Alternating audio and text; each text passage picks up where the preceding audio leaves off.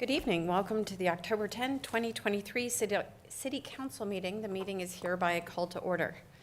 Members of the public may attend this City Council meeting in person or may watch and listen remotely by viewing the meeting on Channel 8 WCTV and at the city's website at www.wayzata.org/WCTV. Public comment during the public forum and/or public hearing portions of the meeting may be provided in person at the meeting in advance or by logging into the Zoom call and raising your hand during the public hearing. When your name is called in the meeting, you will be seen and heard in our council chambers and the cable channel. You will be asked to unmute, and then you may begin your comment. All public comments must include your full name and address. Second item on the agenda this evening is the Pledge of Allegiance. I would ask everyone to please stand and follow along. I pledge allegiance to the flag of the United States of America and to the republic for which it stands, one nation, under God, indivisible, with liberty and justice for all. Thank you very much. Next item is the roll call. Please let the record reflect that all members of the council are in attendance this evening. Would also like to note that the council participated in a workshop where we reviewed and discussed, feedback on the draft bar and grill assessment report by Delaney Consulting. And then we also discussed the 2024 to 2026 draft strategic plan. Next item is to approve the agenda. May I have a motion to approve the agenda as is, or does anyone care to make any changes?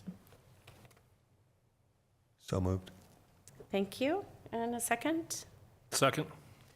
Motion has been made and seconded. Is there any further discussion? No. All those in favor say aye. Aye. Aye. Opposed? That motion passes. Next up is our public forum. As a reminder for members of the public in attendance tonight who are interested in speaking, we ask that you state your name, address, indicate if you're representing a group, and we also ask that comments are limited to 3 minutes.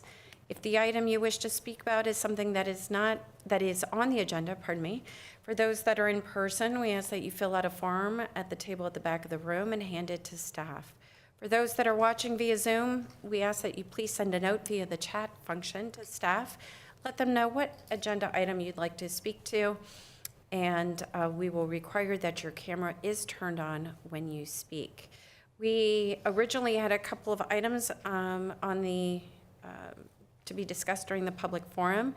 First was a legislative update by Senator Kelly Morrison, but she unfortunately had a conflict, so she will be joining us at a later date. The next item that we had planned for in our public forum is an update of our Lake Minnetonka Historical Society by Aaron Person, City Manager. Thank you, Madam Mayor, and good evening, council members. I don't see Mr. Person in the audience right now, so I haven't heard that he wasn't coming today, so I would suggest maybe I'll invite him back to another meeting, and if he comes, maybe we could have him give an update on the consolidation of the historical societies around Lake Minnetonka at the end of the meeting, if he's here, and if he wants to wait through the presentation, but for now, I think we can move on. Very good. If Mr. Person arrives, maybe if you could have a conversation for a later date for the public forum, that'll be good. All right, so we'll keep moving along. Next item, do we have any comment, anyone on Zoom who would like to speak? Madam Mayor, we do not. Okay. Then we will move on to our next agenda item, item number 6, and that is for new agenda items. Members of the council, do either of you have an item you would like to bring up for a future agenda? All right.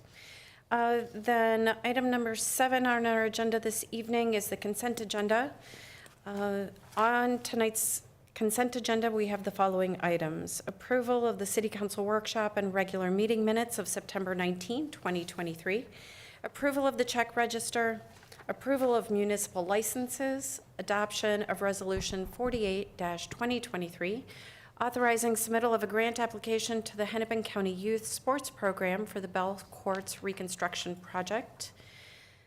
We have adoption of Resolution 56-2023, 2023, authorizing submittal of a grant application to the Hennepin County Youth Sports Program for the purchase of ice skates to rent at Clapperidge Park. You have approval of the second reading and adoption of Ordinance 831, moratorium prohibiting the sale, testing, manufacturing, cultivating, commercial growing, transporting, delivery, and distribution of cannabis products within the city limits of the city of Wayzata. You have approval of the second reading and adoption of Ordinance 827, amending the city code, section 311, and the city policy pertaining to boat slips. You have approval of second reading and adoption of Ordinance 832, amending Chapter 918 of the zoning ordinance related to fencing and screening. We have adopt Resolution 54-2023, accepting a donation from Miles Family Foundation. We have approval of data storage server sharing and governance agreement between the Wayzata Police Department and other Lake Minnetonka Area Consortium police agencies. And finally, we have adoption of Resolution 55-2023, approving the 2024 Wayzata City Council meeting schedule. Members of the council, do any of you have any questions for any of those consent agenda items or wish to pull an item for further discussion? Councilmember Plekish. Madam Mayor, I'd like to pull item 7C, approval of municipal licenses. There's one item there I'd like to have discussion about. Very good. What page of our packet is that? That would be, where is it here? It's on page 36 Very and 35, 36. All right. Why don't we go ahead and discuss those now? Well, Madam Mayor, usually these things are pretty darn routine, but in this case, we have new licenses being asked to be approved for the edible cannabinoid products for both Wayzata Wine and Spirits and Wayzata Bar and Grill. It is my opinion that we should not be granting that to the Wayzata Bar and Grill, so people can't just take it off premises. So it is an item I would like to vote against. Okay. For clarification, though, for the Wayzata Bar and Grill, this is not off sale, correct? Is this for the low dosage? I'm going to use an example, like a THC seltzer that has to be consumed on site, similar to a hard seltzer? That's correct. Yep. Okay. It's for beverages, the THC beverages. But it's not that's not off sale at the Bar and Grill. It has to be consumed on premises, correct? Well, we were getting confirmation about that because I think the law is fairly, I would call it vague. And I know our staff was talking about that night because Councilmember Plekish asked that question this afternoon. And if Chief Schultz, I know if you don't mind, Madam Mayor, if Chief Schultz could just give us a quick update on his interpretation on what the Bar and Grill, what leverage or what additional requirements we have to ensure that it's just, off or on sale at the Bar and Grill. Okay, thank you. Good evening, Chief Schultz. Good evening, Madam Mayor, Councilmember Plekish. Yeah, we did have a discussion about this today, and I liken it to the sale of alcohol. If it's sold to be consumed on site, it can't be taken outside, off-site without having either a state statute, say, I think, I'm not quite sure what the statute would be, but the state statute states that if you have an alcohol, you can't consume it in a public space. If you have,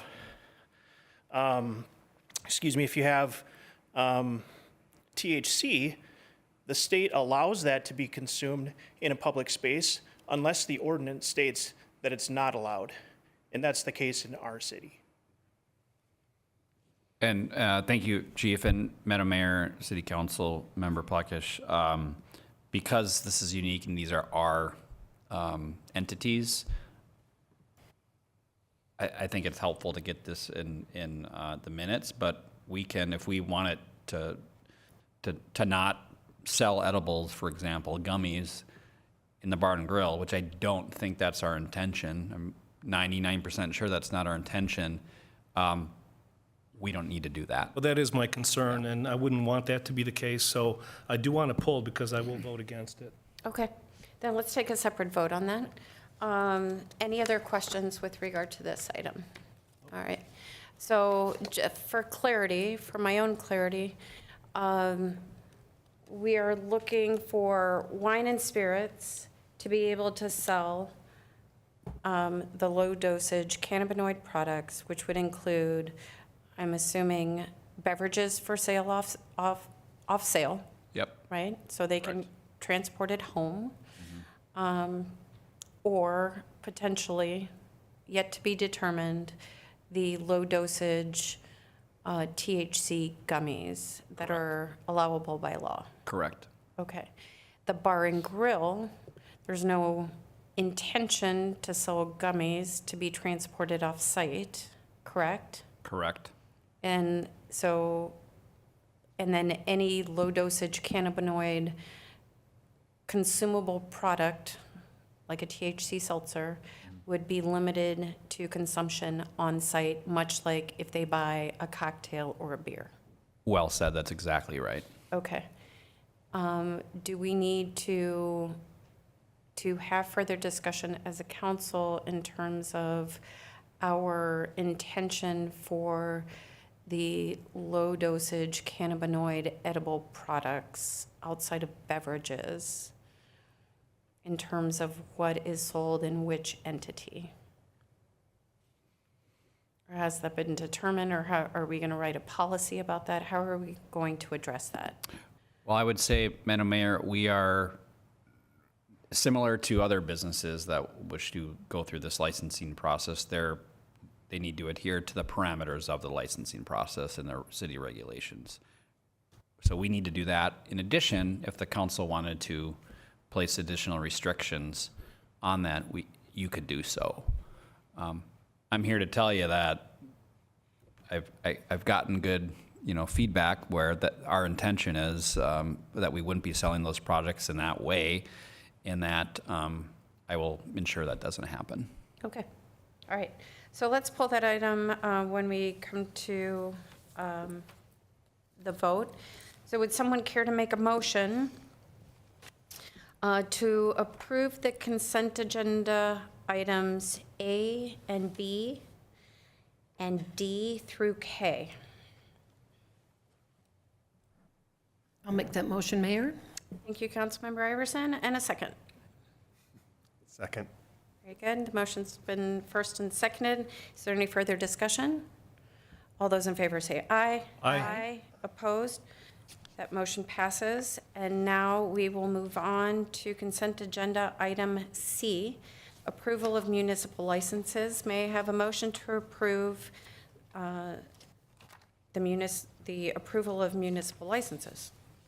So moved, Madam Mayor. Thank you. And a second? Madam Mayor, if I may, I will be voting against the license for the bar and grill, but I have no problem with the other two. So it's the way the motion is right now, it's an all or none deal. Correct. Okay. So I would like to vote no on just the one. I'm okay with the other two, if you want to have a motion that's structured a little different way.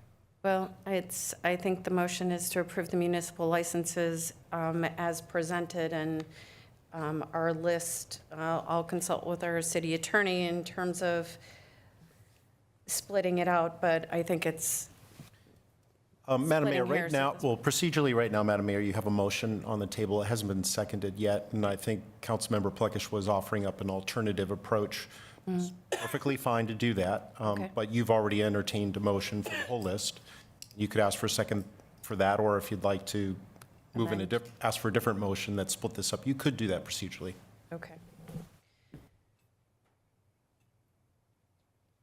So if I may I ask that you rescind your motion for just a moment?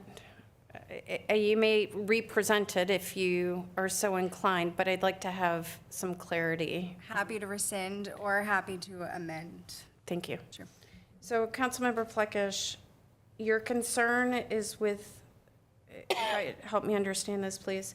Your concern is with regard to the sale of the low-dosage cannabinoid products at the Wayzata Bar and Grill? Correct? Okay. But you're okay with it being sold at Wine and Spirits? Yes, Madam Mayor, that is true. There is a history there as to we're sort of being forced into that. I would prefer that we not sell it anything Sure. related to cannabis in the city at all, but apparently we can't. Right? So I would like to limit whatever we sell to only those establishments, being just the one that can sell those things that can be taken off premises. And I know there was a verbal commitment here that is not the intention of the city to sell it at the bar and grill, but that's not codified anywhere. So I would like to codify it by voting against the license in the first place. And so, City Manager, when you say it's not the intention, could you clarify that statement, please, for the record? Not the intention to sell the gummies, or not the intention to sell beverages that have low-dosage THC for consumption by our patrons? Madam Mayor, good question. Just to be clear, when I described the intention of the Bar and Grill and Wine and Spirits for selling these products, saying in a different way is that wine and spirits are off-sale sales for alcohol. They do have some tobacco. That this would be maintained in terms of THC products would be off-sale, meaning they could be used off-site. Bar and Grill on the other end. Drinks, but drinks and, I'm going to use the example of gummies. I don't know what else is out there. Gummies and drinks, Yes. potentially. Potentially, yep, Okay, just like we sell tobacco and alcoholic beverages. right. Okay, And Bar and Grill on the other end is on-site and it's only alcohol. I'm only THC beverages, sorry, okay.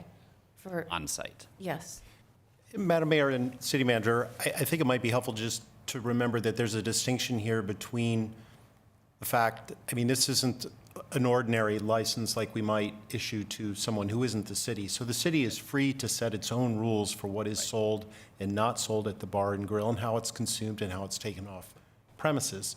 So this license would allow the city would be complying with its current code of ordinances, would be authorized to sell these products, but it can make the decision under the direction of the city manager to only sell beverages and not other types of edibles. That's a prerogative of the city. and that's So what I wanted clarity on. Right, and just so I you know appreciate that this license would authorize the city to sell everything, but the city may decide as a policy or as a rule or under council direction to limit it. And we will not sell edibles at the Bar and Grill. If there was an effort to sell those, I would come back to you. And I have no intention of doing that, though. Okay, very good, just like we don't sell tobacco there. Right. Right.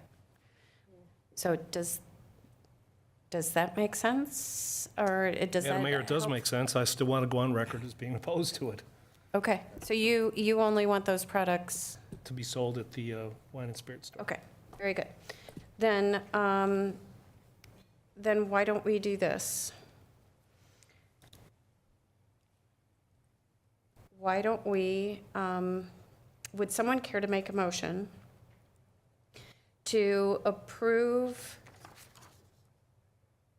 municipal license for the low-potency edible cannabinoid products at the Wayzata Wine and Spirits and the 2023 tree removal and treatment license for Reliable Tree Service, Inc.? So moved. Thank you. Is there a second? Second. Any further discussion? Yes. Yes, please. I think that we should be able to sell the beverages at the Wayzata Bar and Grill. Okay. It'll be a separate motion. It'll be a separate motion. It's going to be separate? Yeah. Okay. I'm going to call for a motion on that one separately, so we Thank can you. address that in the discussion. All right. All those in favor say aye. Aye. Opposed? That motion passes. Would someone then be looking for a motion to approve the municipal license approval for the low-potency edible cannabinoid products for the Wayzata Bar and Grill. So moved. Second. Motion's been first and seconded. Further discussion? Would you like to repeat your statement from the list? I support being able to sell that at the Wayzata Bar and Grill. Perfect. Okay. Any other discussion? No. No? All right. All those in favor say aye. Aye. Aye. Opposed? Nay? That motion passes as well. All right. Moving on. We will move on then to new business. And under new business this evening, we are considering adoption of Resolution 53-2023, adopting the Wayzata Boulevard Corridor Study. Pardon me. City Manager. Thank you, Madam Mayor. Director Gellner is going to introduce this item, and I think we're going to hear from a number of other staff and consultants who have really helped lead this process. Yes, thank you. Good evening, Mayor and council members. So a year and a half ago, the city of Wayzata launched the process of seeking a qualified consultant to conduct a collaborative, multidisciplinary study of the Wayzata Boulevard corridor from one end of town to the other. We know that Wayzata Boulevard is a vital transportation route and economic center that stretches across our city, but lacks a cohesive long-term plan for improvements that could make the area safer, more beautiful, and more functional. The current character of the far eastern and far western segments of Wayzata Boulevard are a legacy of its former state highway designation. However, the vision established by the 2040 Comprehensive Plan opens up so much potential for strategic investment. This was a crucial project in the city's strategic plan for the last several years. And just a quick reminder that the guiding principles in our Wayzata 2040 Comprehensive Plan are to have a charming community that's walkable and pedestrian friendly, is healthy, engaged, and active community members with vibrant parks and city spaces, values environmental sustainability and multi-generational living, is connected, and has city nodes with greater housing diversity. In 2018, the community wanted to see that by 2040, there was the creation of a main gateway-like entrance to Wayzata on Wayzata Boulevard so that you would know that you've arrived in town. They want to see landscaping enhancements all along the corridor, improved walkability, and the creation of more pedestrian-friendly environments, an evaluation of any missing pedestrian connections and filling of those gaps, encouragement of mixed-use developments, and updates to the Wayzata's affordable housing plan. So we knew that this vision could only be realized by 2040 by establishing a detailed and comprehensive corridor plan, and this required collaboration with community development, public works, and administration departments, as well as multiple boards and commissions. The corridor plan is intended to be a holistic analysis and set of recommendations on land use and development, safety improvements to intersections, a new roadway concept for the portion that will be reconstructed about 8 to 10 years from now, and improvements to the entrances to the city, as well as what we call streetscape and public realm improvements, which are just elements that add charm and vibrancy to the spaces that we share. In addition to Wayzata Boulevard, the study also incorporates what is functionally similar to Wayzata Boulevard. This is Central Avenue North, and just the segment on Central Avenue that's Wayzata Boulevard up to Highway 12.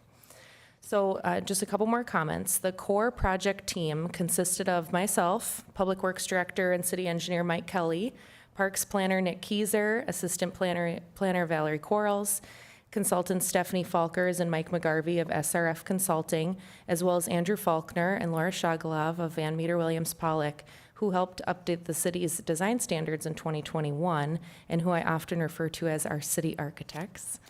And they have been providing on-call architectural review services since the time we adopted those updated standards. The core project team was led by our two co-chairs of the study, Councilmember Molly McDonald and Councilmember Alex Plekish, and previously Councilmember Jeff Buchanan. So before I turn it over to Stephanie and others for the formal presentation, I just want to thank all our team members. You each brought a really unique perspective and expertise to the table and have a lot of personal experiences that were very valued in this process.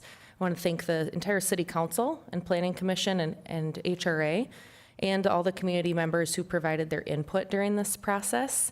We're really proud of the final product that we have here tonight. We're excited to recommend adoption of Resolution 53-2023, adopting the corridor study this evening. And I'd just like to thank you, and I'd like to ask Stephanie Falkers of SRF to please come up to the podium and begin our formal presentation of the plan. Thank you, Mayor.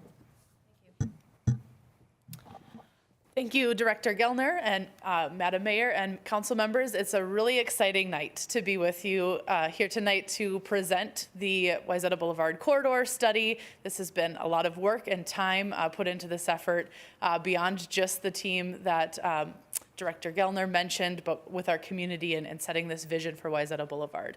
So the presentation that we have prepared for you this evening hopefully will be a little bit more of a discussion, but walking through the findings of the study and really what each section of the study itself kind of lay out, and open for comments and discussion as we work through the presentation as well. But a quick overview of our process before we get into the components of the plan. It was really a 4-step process that we engaged over the last 18 months or so, starting with an understanding of the current conditions. What is the corridor today? Who is the community today? And who are we planning for in the long term? That allowed us then to get into exploring opportunities and our vision. What does the community want to see out of this corridor? What opportunities are laid out based on current conditions and volumes and things of that nature to set a vision for the corridor in the future? That then allowed us to move into the 3rd step of analyzing solutions and solidifying recommendations. What were the steps that we needed to take to achieve that vision that we established? And then the 4th step is our implementation strategies. Probably the most important part of the process in actually achieving the vision we set is those incremental steps to help us guide actions moving forward. There we go. Engagement was a critical part of this process and really directed the results of our overall planning study.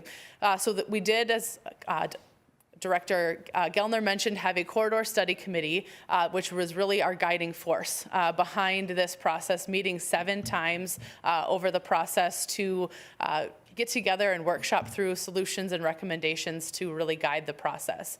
But we had a number of other engagement activities that were directed at community members, our businesses and stakeholders, and just outreach with our regional partners. We met with the Metropolitan Council and Hennepin County throughout this process as key stakeholders in the study outcomes as well. So a variety of activities were held, from pop-up events at the Muni, at Lunds and Byerly's. We had mailers that hit mailboxes for community members, an open house in this very room, focus groups with corridor businesses, and also did some door knocking out there and engaging out in the community as well. But from a plan perspective, to just kind of lay the groundwork as well, before we get into it, Director Gellner was mentioning as well that though this isn't a long corridor, it's a very unique corridor in terms of the different characteristics throughout. It's not the same thing for 2 miles. You've got different surrounding land uses, different roadway design. And so we've really broken the study into kind of 4 segments. So just to kind of ground us here as well. And we've called them gateways, as this is also a unique corridor and study area, as these are 3 primary ways that you're getting into the Wayzata community. So they are your gateway of welcoming you into Wayzata. So we have in red, our west gateway, which is from Minnetonka Avenue to Highway 12 on the western side. Our town core in yellow there from Superior Boulevard to Minnetonka Avenue, kind of hitting the most recently upgraded portion of the study area. Our Wayzata East Gateway in green from Superior Boulevard to Highway 12 on the eastern side. And then our Central Avenue portion, or the Wayzata North Gateway from Wayzata Boulevard north to Highway 12. So the plan looks at all aspects for these 4 areas and really making sure we're individualizing the plan based on the needs for the 4 different areas. So part A of the plan is really our context, and this is our kind of grounding information of studying what are the current conditions of the community, of the corridor, and really gathering some issues and opportunities from the community. What did they want to see from Wayzata Boulevard? So on screen, you'll see a variety of demographics we looked at. This was an opportunity, again, for us to get to know who the Wayzata community is. How do you interact as a community? Where do you go to work? How do you move throughout the community? Really grounding us in some potential needs in the longer term.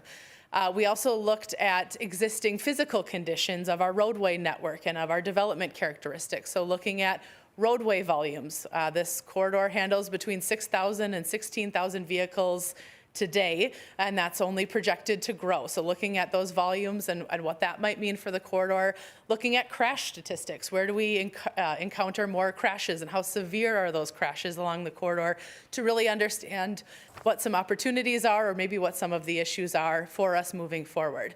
I think this is not the only Hennepin County roadway that's being studied in Hennepin County right now. There are lots of different things, but we're also not unique in the fact that there are lots of Hennepin County corridors that have volumes at this range or higher that are going through a similar process. So it was a unique opportunity to be able to collaborate with Hennepin County from that perspective and really individualize the process for Wayzata. Part B of the plan gets into our vision and guiding principles. So this is a key section that is really directed from the engagement that we had early on in the process with our corridor study committee and the community as a whole. I won't read the entire vision statement, but this is meant as it says, a vision statement for how we'd like to describe Wayzata Boulevard 20 years from now, and really focuses on 6 key elements that we were really trying to address through this study, from ensuring a sense of place and identity for the community, a focus on pedestrian safety, providing options for a range of employment, so really focusing on those key elements. There is also 8 guiding principles that are included within the plan that are intended to serve you as the council and staff as you're making decisions on this corridor, ensuring that things are moving towards this vision that we established with the community. Then we get into the bulk of the plan, which is our Part C and our framework and corridor strategies. This section is broken up into 5 segments, where we start with a framework overview. We have 4 topical areas that we covered in the corridor study, so we want to hit on a broad range of how were those analyzed and what does that mean from a holistic picture. And then the plan itself breaks up into the 4 different gateways to really segment down and individualize those specific recommendations by area of the study area. So those 4 topical areas, as was previously mentioned, include land use and development, safety improvements, transportation and mobility, and public realm or streetscaping. So we'll dive into what each of these mean, but this is part of what makes this study very unique. We've at SRF have worked on a lot of studies where we're just looking at one of these 4 items. We're just looking at how we maintain mobility along a corridor, or we're just looking at a sub-area study for what is our vision for development and housing. The fact that we did all 4 of these at the same time to really create a comprehensive vision is unique. This is not a typical process for us here in the Twin Cities Metro. So kudos to staff for coming up with this approach. It was really great, and I think is really indicative of the recommendations that we came out, that we were looking at all of these components together. So from a land use and development perspective, as you are aware, the comprehensive plan continues to be our guiding force behind future zoning and development decisions. And we were taking the approach with the corridor study that this could be a supplemental guide to the comprehensive plan. So at its foundation, we were beginning with the land uses as identified within the comprehensive plan, and then building upon that to provide additional recommendations specific to the Wayzata Boulevard corridor. And so with that, you'll see a few different land uses as shown on the screen here. We'll walk through those in a little bit more detail, but really the focus here is, again, understanding the land uses within the comprehensive plan and then building additional detail to really tailor them to Wayzata Boulevard. So I'll hit them at a high level, and I'll turn it over to Andrew to talk a little bit deeper.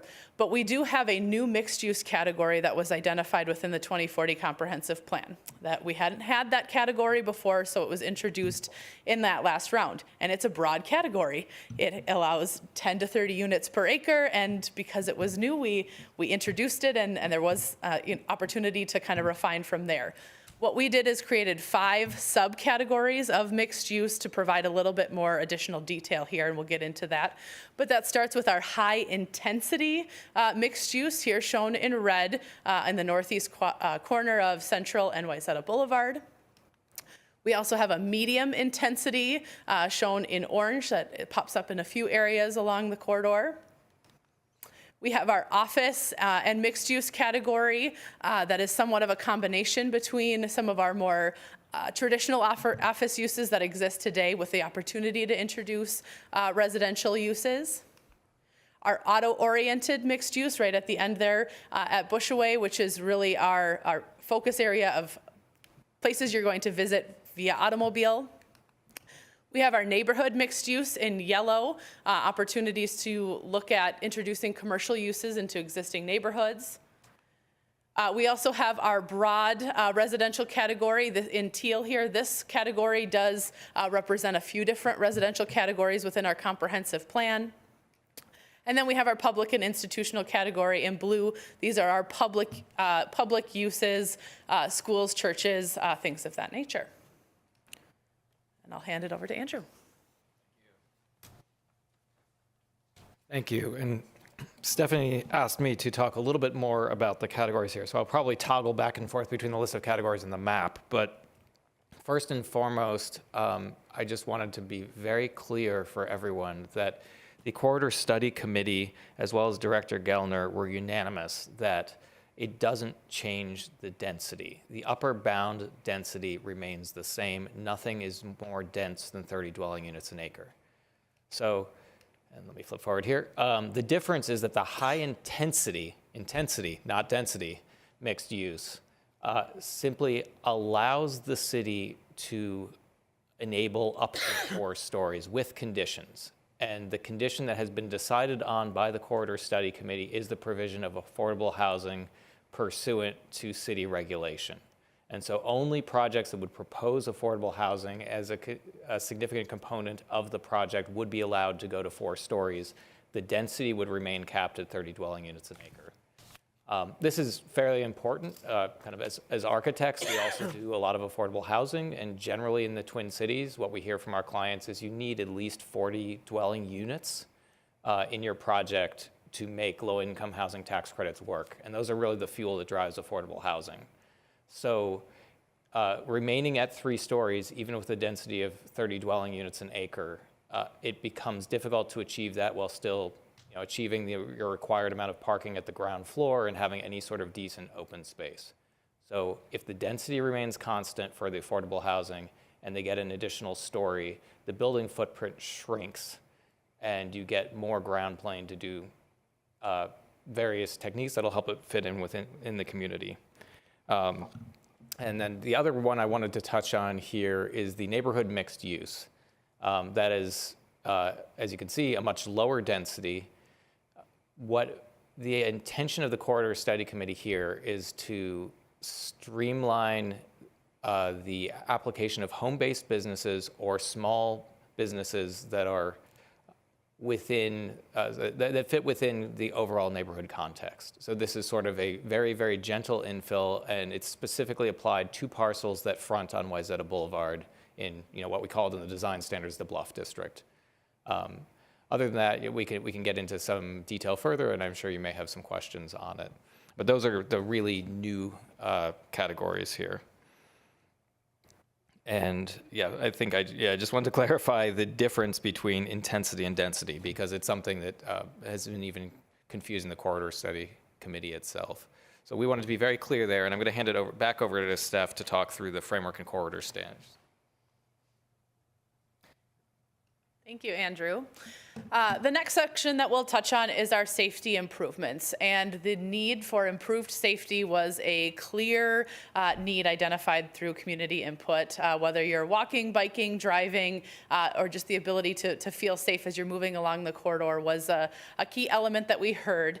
And so the safety improvements that are identified within the plan are very specific at looking at some of our higher crash rate intersections, and we will walk through briefly each of those that we have some recommendations identified to really think about where we can make some quick wins from a safety perspective along the corridor. Now, when we get into the roadway designs in our transportation and mobility section, safety was obviously a big component of our thought process and what we were laying out in terms of recommendations.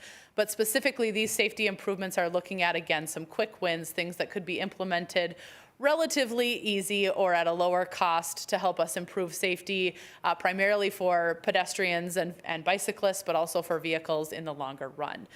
So these are carried out through each of the gateway sections within the plan, and again were identified as intersections where we had higher crash rates along the corridor. So we start on the very western edge of the corridor here with Ferndale Road and Wayzata Boulevard, and looking at some safety improvements here. So you'll see on screen that we had 5 different ideas that were added throughout, whether that was adding crosswalks and extending sidewalks to make sure that we have facilities available for people to use where we don't have existing facilities today. Improving a pedestrian connection, making sure that we can have the ability for people to connect people between facilities, adding curb extensions there in 3. That's an opportunity for us to, again, provide a landing space, but also reduces the amount of space that somebody has to cross along the road. So reducing that amount of time and reducing the ability for a conflict there. Adding a bike crosswalk. This is an area where we have an existing bike facility on Ferndale, and so bringing that into the intersection, increasing the awareness of those bicyclists on road through here, and then also removing that channelized right turn. So it's a free right turn there off of northbound Ferndale. Removing that, so you have to stop, and you have to look, and you have to be aware of what that turning movement means. Looking at Berry Avenue and Wayzata Boulevard, so just to the next intersection over, some similar considerations here, continuing bike lanes that exist on the southern leg of the intersection, moving them north and adding a crosswalk there, maintaining that existing flashing beacon that's there. So if you are crossing there, there's a button that you can press and a flashing sign to bring increased awareness that there's a pedestrian trying to cross there.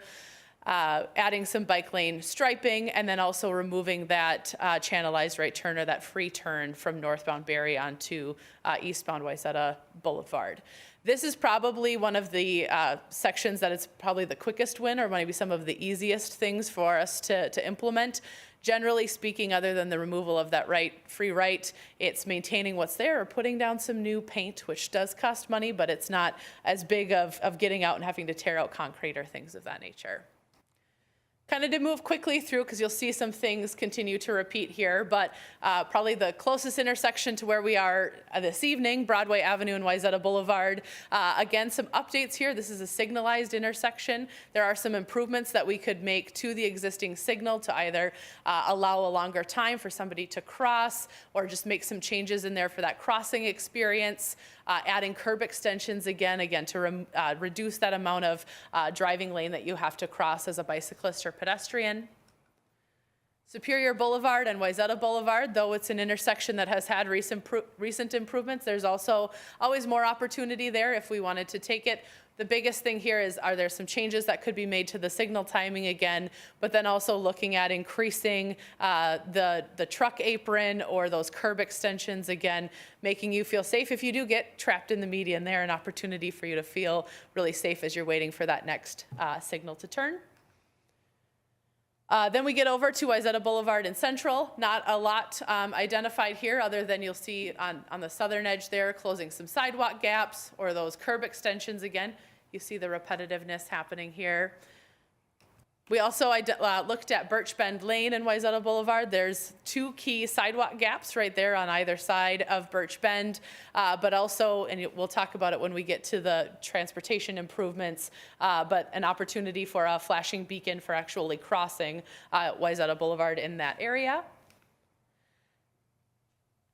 And then finally, we have Bushway, so the eastern termini, again, some similar situations that pop up with some changes in the crosswalk buttons and locations, curb extensions, signal timing upgrades, and then striping a crosswalk where there isn't on that channelized right to, again, just bring presence and awareness. So really the message across here is some easy improvements in some areas where we can just improve the overall experience, but where we can, really creating spaces for those pedestrians and bicyclists to be, or to bring awareness of their presence to drivers as they're moving along the corridor. I'm gonna hand it back to Andrew. Thank you, Steph. So when you look at repositioning a corridor like we're trying to do here with Wayzata Boulevard from something that's really automotive focused to something that works for everybody, for pedestrians, for cyclists, for cars, there's two ways to work, and this study does both. You can either work from the curb outward into the road or from the back side of the curb towards the building. So we're going to start talking about what we call the frontage zone, which is basically the area between the right-of-way and the building. And the study creates, as you can see from the graphic there, a minimum 15-foot setback between the building and the property line, which is generally at the back of sidewalk. So what is this public realm? This is kind of what some recent projects and what a lot of Wayzata does best already. So we're just trying to institutionalize this within the plan. If you're talking about residential on Wayzata Boulevard, it's your front yard. Or it's an area that you could use for sidewalk, cafe, or dining, or just a gracious entrance to your business. So as we saw in the previous graphic, generally that is a 15-foot setback. And then in addition, and you see from this graphic as well, what we are doing between the curb and the other curb within the roadway, the current roadway, is to create this buffer zone, which is generally a boulevard lawn. So if we look at the existing buildings, both one that I think the Corridor Study Committee believes is a very difficult project for its appearance on Wayzata Boulevard and kind of how it functions walking by it and driving by it, and what people kind of hold up as really the best building that's been built on the boulevard in probably 2 decades. We can understand how to proceed with this study, and both of these buildings did inform the study. So when you look at the building on the top, and you all know what it is, I'm not going to name names here, it only has approximately a 6-foot setback from the building to the sidewalk. And unfortunately, that setback also has landscaping that I would kind of characterize as meager. If it had better landscaping, the building itself might appear. It's also a little bit hurt that it's a professional office building with very high floor-to-floor heights, so it appears much taller than a residential 2-story building would. And the other problem that it could do nothing about was that, there is no tree lawn or boulevard at this location. You just have the curb and the street. So it feels much closer to the street. Conversely, if you go down Wayzata Boulevard and look at the other building, it was lucky enough to have a very gracious tree lawn in front of it, which I think is 8 feet at a minimum, and it gets up to like 14 feet wide. And so, that's something the applicant just took advantage of. That's nothing they could change. It wasn't part of their property. But in addition, they set their building back at least 15 feet.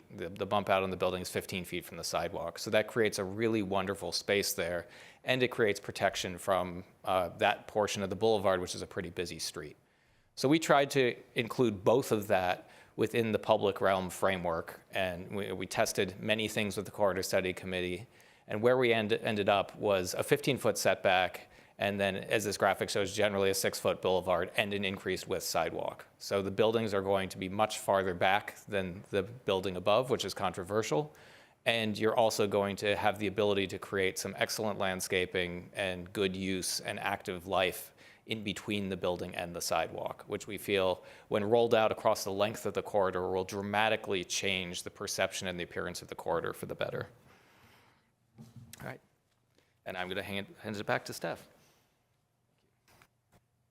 Thank you. Now we'll get into really kind of the vision and implementation from a development standpoint and a transportation or kind of cross-section perspective. So we will start on the east side with the Hennepin County portion of Wayzata Boulevard between Central and Highway 12 or Bushway. So we do have some really great graphics that were created as part of this process to help us visualize what implementation might look like on the ground. Not everybody is a planner and sees in cross-section or plan view. So this is an opportunity for us to visualize what that might look like. So we're here just to the east of the Chipotle building that Andrew was just talking about, and looking at a modified cross-section here for the East Gateway. We'll get into some of the details here, but we really were for this portion of the roadway, looking at, this is our highest volume section of the roadway. There are lots of crashes that occur in the East Gateway between intersections. We don't have really any intersections in here, but there's lots of different crashes that are happening, and there are lots of access points. In an ideal world, we would be able to come in and put in frontage roads or backage roads to really change that experience of you moving on or off the corridor, but with how things were laid out and from a development perspective, it's really challenging unless we were going to come wipe everything out to be able to change that experience. So really from a mobility perspective, we were stuck between a rock and a hard place, with the rock being people want to be able to move along this corridor, and then the hard place of being wanting to increase that safety and overall experience. And so we'll get into those details, but we also, through each of these gateways, looked at specifically what the land use recommendations are and what some of the housing opportunities are as well. And for that, I'll turn over to Val. Thanks, Steph. And that's part of the interesting, setup of this study is at the same time we get to talk about safety and mobility improvements and land use all at once. To that end, you'll see that dark purple out towards Bushaway there is our auto-oriented commercial uses, and that was a pretty conscious decision both on the part of staff and on the committee itself to go, where do we want that cutoff to be? And that sort of natural stopping point at Birch Bend Lane, west of that being where the park starts and where our more strip-type uses begin, that being the cutoff was really important for people. So in the future, an implementation action for this might look like, no new drive-throughs west of Birch Bend Lane, making sure that everything is staying as far that way as possible so that when it comes time to talk about what we're going to do with the rest of it, we're not having to worry about these really intensely high-traffic automobile-oriented land uses.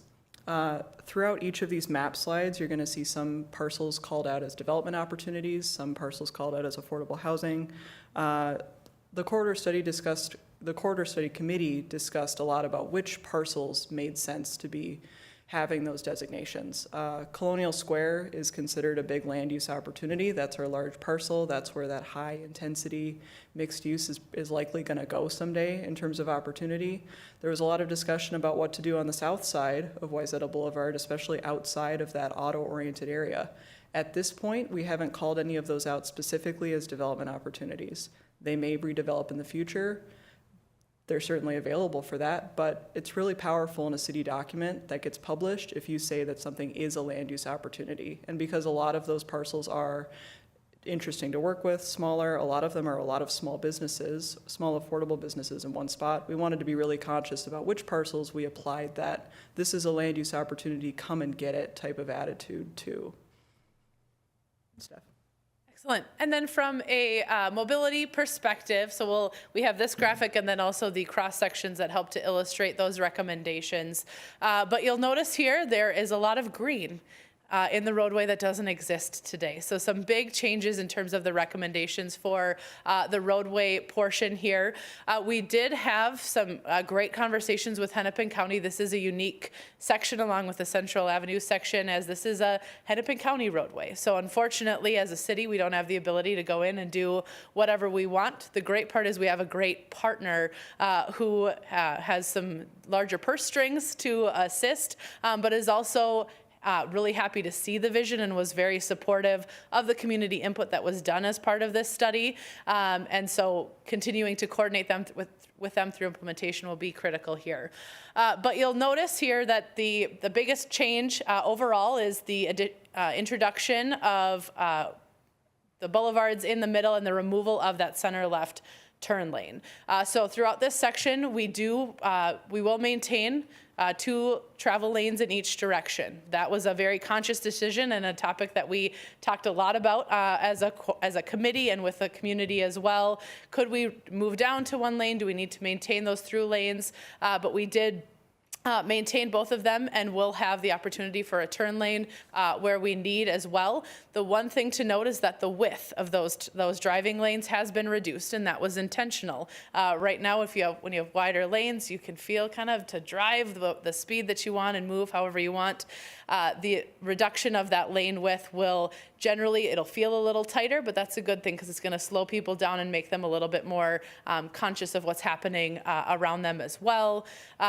making sure that we are getting in that planted boulevard where we can as well, so that separating those driving lanes from the sidewalk, and then emphasizing the continuation of that sidewalk throughout the entirety of the corridor, so closing some gaps where those sidewalks don't exist. We're very conscious of not including on-street bike facilities through this corridor, just with the volumes that we have here as well, and kind of the change in design, but with the intention of having a slightly wider sidewalk. So if somebody did want to bike on the sidewalk, they could do that as well. You might have to slow down as you're walking or biking past a pedestrian, but it does allow for a little wider width there as well. When we get into our north gateway, or really our Central Avenue piece, again, a rendering of what that experience might look like as well. So you'll see a common theme emerging here, where we have that planted median down the center again, and really trying to emphasize that ability to walk and bike along the corridor with continuous sidewalks on either side that would be separated from the roadway, again, with green space, which is not the current condition that we have today. We'll get into the details here a little bit as well, but wanted to call out that there is a change in the cross section from right now we have 2 travel lanes in either direction. This cross section and recommendation does maintain the 2 travel lanes northbound, but reducing us down to 1 travel lane in the southbound direction.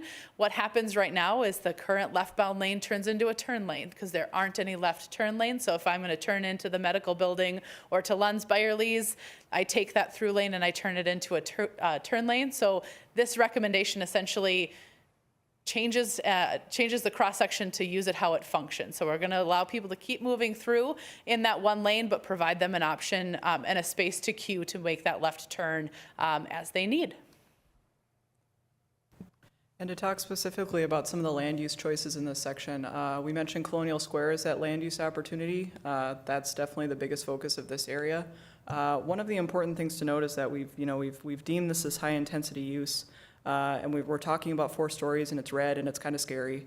And I think one of the really important things to note is that that's a really large parcel, and when it comes to those really large parcels, there's a couple tools at our disposals. We've talked a lot lately about doing less PUDs. This is the kind of parcel where we're likely going to see a PUD, and therefore greater city, staff, council control over what ends up going there and how it's laid out. And we also have our design standards, which are really specific as to how you set up these large-scale sites in terms of how they're going to relate to the streetscape, and making sure that they're not coming right up on the street at the end of the day. Is this one parcel? This is multiple parcels, though, is it not? Colonial Square is one parcel. The Huntington Bank is its own parcel. And then the medical building and the apartments. They're their own Those are parcels as well. all multiple parcels. So all things being said, many stars have to align to develop a piece of property as large as what's highlighted here in red. Yes, and I would be specific in saying that just because it's all red does not mean we anticipate anything happening at the same time with any of those. The medical building in particular is going to be a really resilient use, that multifamily there as well, likely. It's mostly Colonial Square that we end up talking about within that context. Okay, thank you. You'll see on the west side that there's that yellow again, which is that neighborhood scale mixed use. Not really looking for a change in form here. It's more about that discussion about, maybe allowing home businesses and those smaller scale home looking businesses in that area. You'll see that Walgreens in the adjacent parcel are orange. That's our medium intensity, but we also think that that's going to be a really long while before that redevelops, because they just redeveloped. So that's a little bit more speculative than some of the other stuff that we've been discussing here. And then from a mobility perspective, again, you'll see more green in this segment than exists today. We have identified 2 pedestrian crossings that you'll see with the orange highlights, and the number 1 with the opportunity to provide some crossing opportunities as we don't have any signalized intersections through this segment other than at the end at Central or at the on-ramps there. So providing another opportunity to cross. And then just some access management changes, probably the biggest of which is closing that southern entrance into the Colonial Square by the Huntington Bank. There, you still have an opportunity to turn in. We're not changing that northern access, but an opportunity for us to change that access there as well. I should note as well that this is another portion of Hennepin County-owned roadway that will likely maybe have some opportunities for implementation in a nearer term, maybe not for full reconstruction, but the roadway itself the pavement needs some maintenance, and so if we're going to come in and do some things, is there an opportunity for us to change up the lane arrangements and some of those things? So that was a point of discussion with Hennepin County as well. And here you can see that cross section, again, where we're maintaining the 2 through lanes as you go northbound, which is where we have higher volumes through this segment, and then that 1 through lane going southbound. Then through our town core area, which is, we don't have a rendering here because there's not a lot of change within this section from a transportation perspective, but there are a few unique things from a development standpoint.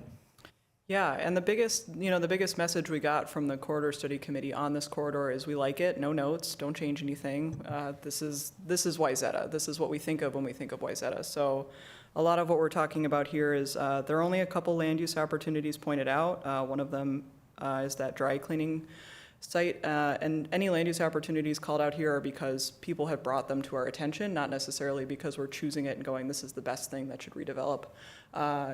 It's mostly that neighborhood yellow right there. Again, not looking for a big change in form.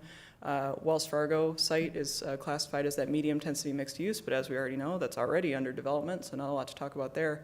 But this is our first tag of naturally occurring affordable housing. And when we were looking at this corridor study, again, there's a lot of development pressure on Wayzata Boulevard, and that's part of why we're trying to be so specific with our recommendations. And a lot of the parcels that I, as a person who ends up coordinating a lot of development in town, get inquiries on are these small apartment buildings that have really affordable rents.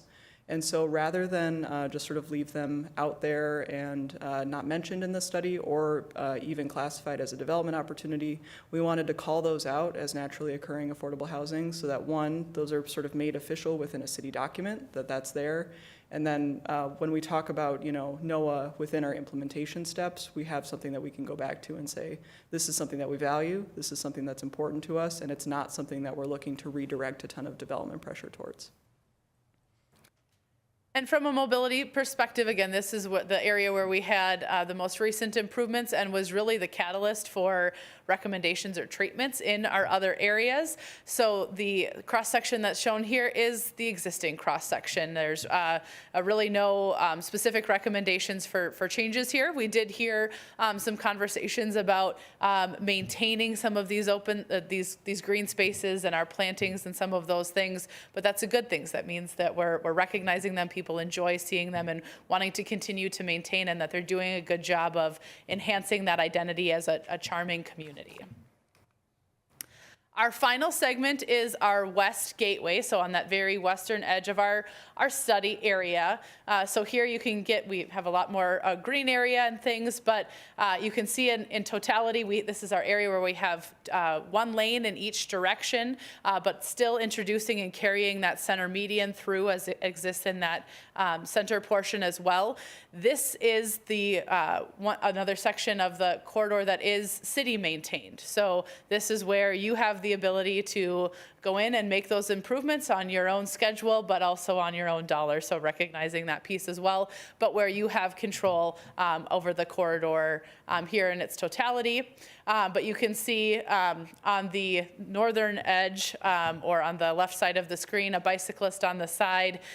We'll talk a little bit more about this, but this is an opportunity for us to really connect the 2 existing bike facilities on Ferndale and Barry and really provide and enhance a Three Rivers Park Regional Trail connection, bringing and emphasizing that along the corridor as well. Yeah, west of Barry, not a lot of change proposed. Obviously, we have these huge institutional parcels in the form of the school and both churches. Those teal parcels that you see are parcels that are residential today, and we are not guiding for anything different than residential, not making any adjustments to the density there. Another mention of naturally occurring affordable housing and one land use opportunity west of Barry. The main point of discussion with this portion of the corridor with the Corridor Study Committee were those parcels directly adjacent to Clapbridge Park. There's a lot going on there. You can see one that's tagged as that affordable housing. But then you also see the Park and Ride and the 2 adjacent parcels to the Park and Ride being packaged as that potential land use development opportunity. We were lucky enough to be able to coordinate quite a bit with Metro Transit throughout this process. As far back as at least a couple of years ago, there were sort of inklings between the city and Metro Transit, but the corridor study was really our opportunity to talk to them and start talking about getting the ball rolling. So you'll see that some of our implementation steps are kind of focused on that Park and Ride site in particular, because that's a big opportunity on this corridor that is really tied to things that are within the city's control and within, the institution Metro Transit's control. You'll also see there's that land use opportunity just north of there, directly next to Clapbridge Park as well. There's a lot to discuss there. We guide it high intensity, or we guide it medium intensity mixed use, but there's also a lot of discussion about, what might happen with that potential park expansion in the future too. And from a transportation and mobility perspective, obviously you see the continuation of that median throughout this section, but probably, again, to mention the biggest opportunity from a regional bicycle connection would be, the opportunity with the existing facilities on Berry and Ferndale for connecting the Dakota Rail Trail that's down on the northern edge of the lake up to the Loose Line Trail, which is north of Highway 12. The existing facilities create that connection, but right now they're disjointed within the community. They're not connected within the community. And so we made a conscious choice rather than putting on-street bike facilities through this section of making sure that there was a wide enough trail on that northern edge, particularly between Ferndale and Berry, to facilitate that movement. I also want to note that there is nothing inhibiting for a bicyclist from riding on road. It is their legal right to do so, but we wanted to make sure that maybe less experienced or family riders had an opportunity to have a real comfortable trail connection, and they might not be as comfortable riding on road with the volumes that are on Wayzata Boulevard. So we wanted to provide them that off-street opportunity there. So you can see that 10+ foot sidewalk identified on the left side of this cross section, just to make sure that we were providing that opportunity.